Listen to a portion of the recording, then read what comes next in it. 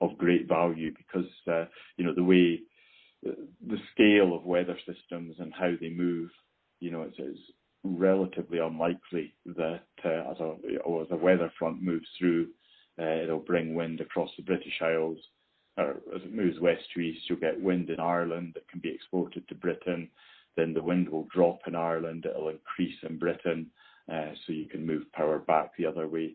Then the weather system may move across the North Sea or southeast into France and the Low Countries, and again, they would see then an increase in their renewable production as it dropped off in GB. So being able to export from where the wind is blowing to where it's not, and then switch direction as the wind moves through, is potentially a large source of value for interconnectors in that. And correct me if I'm wrong, this thing is completely random, right? So there's no volatility. Sorry, there's no correlation between how the wind is blowing. So yes, the wind is the wind is random when the wind arrives. It isn't because people do a lot of work in modelling the wind. But yes, it's kind of random in when it arrives. But it is understood how weather fronts will move through and how they'll bring wind, and you basically, you can't really conceive of a weather system that would deliver wind across the whole of the British Isles, Britain, Ireland, and France, and Germany, and Denmark all at the same time. There will always be a pattern to how that weather system will move and how the wind will arrive. But yeah, there's always a random element to it. You don't know necessarily which direction. And the reason why France is not basically spending or well versed in wind is because of geographical reasons, you think, plus nuclear. So you're not going to invest in this if you have a very low marginal costs with a lot of capacity in nuclear. And versus the UK, obviously the UK is an island, so it's much more advantage from a wind point of view.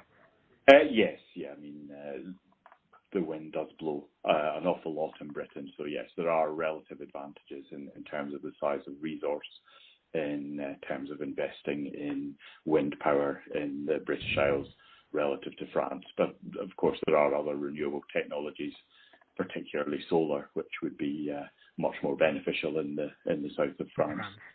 Particularly on a day like today where it's grey, overcast and rainy.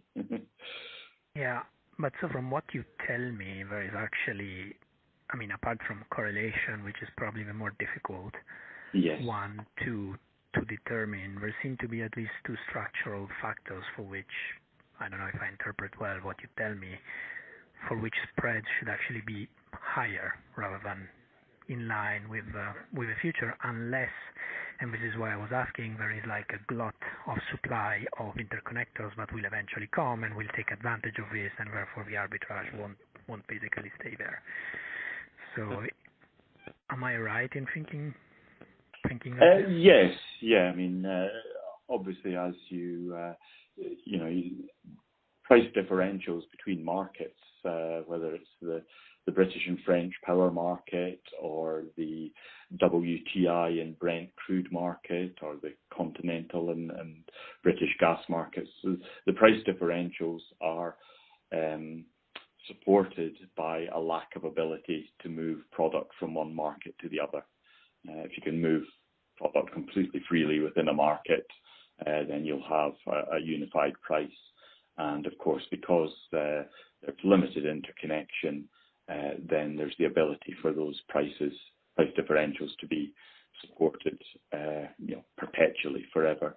As you build more interconnectors, then yes, you should bring the prices together. But there are practical limits to achieving that, and obviously as well, a feature of the energy markets where you've got high capital cost, long-lived assets. There is a nervousness in people investing in projects that might actually destroy their own price. So you would generally expect